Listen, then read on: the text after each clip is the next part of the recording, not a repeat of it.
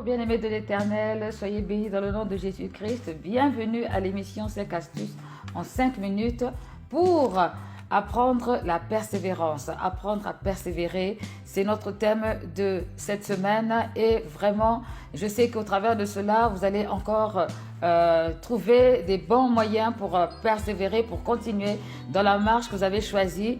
Alors certainement que vous avez des projets et je sais que la persévérance est tellement importante pour aboutir à certains résultats. Alors, nous allons donc entamer notre première astuce cette semaine pour cultiver la persévérance. La première astuce qui est être patient. Alors, je voudrais pour cela nous appuyer sur un verset de la Bible qui est écrit dans Hébreux 10, à partir du verset 35 jusqu'au verset 36. Il est écrit ceci: « N'abandonnez donc pas votre assurance qui est porteuse d'une grande récompense. Oui, vous avez besoin de persévérance pour accomplir la volonté de Dieu et obtenir ainsi ce qui vous est promis. » Nous avons besoin de persévérance pour accomplir la volonté de Dieu. Nous avons besoin de persévérance pour aller de l'avant. Et pour cela, il est tellement important de cultiver la patience. Si on n'a pas de patience, ça va être vraiment compliqué, ça va être difficile pour aboutir. Alors, bien-aimés, comment faire pour cultiver la patience? Comment faire pour vraiment permettre à ce que dans notre domaine de persévérance, on puisse voir la patience en nous? Le premier moyen à voir, c'est qu'il faut d'abord compter sur Dieu. Parce que dans le verset qu'on vient de lire, on parle de Dieu. C'est important de compter sur Dieu.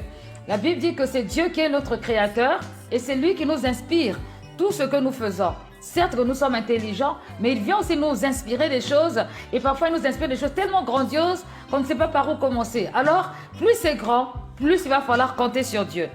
Le deuxième moyen, c'est être calme.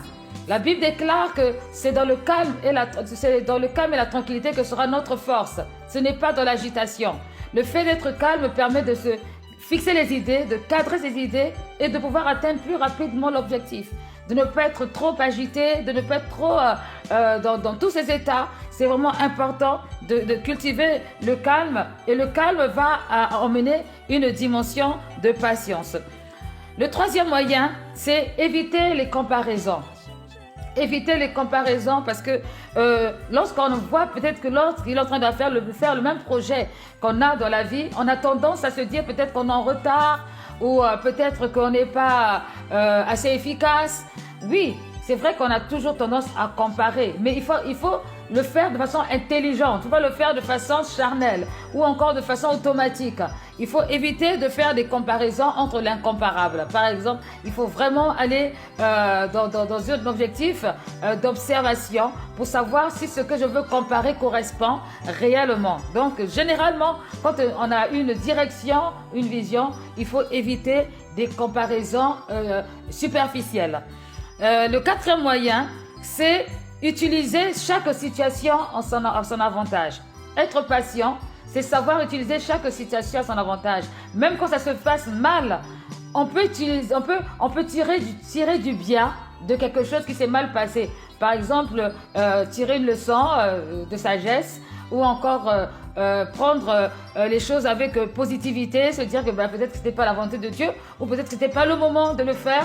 Donc, tirer de cette situation un avantage qui permettra d'avancer. Donc, en fait, on devient quelqu'un de pas facilement déstabilisé. On peut s'en sortir dans chaque situation. Ça cultive aussi la patience. Et le cinquième moyen, c'est apprendre à attendre, c'est-à-dire chaque chose en son temps. La Bible dit que chaque chose en son temps et le temps de cultiver n'est pas le temps de s'aimer. Le temps de s'aimer, c'est pas le temps de récolter. En fait, c'est vraiment des moments complètement différents. Et lorsqu'on rentre dans cette atmosphère, dans cette dimension, la patience grandit en nous et nous pouvons après facilement atteindre nos objectifs. Donc, c'est vraiment nécessaire, c'est vraiment important pour chacun d'entre nous, pour ceux qui ont des grands projets, de cultiver la patience.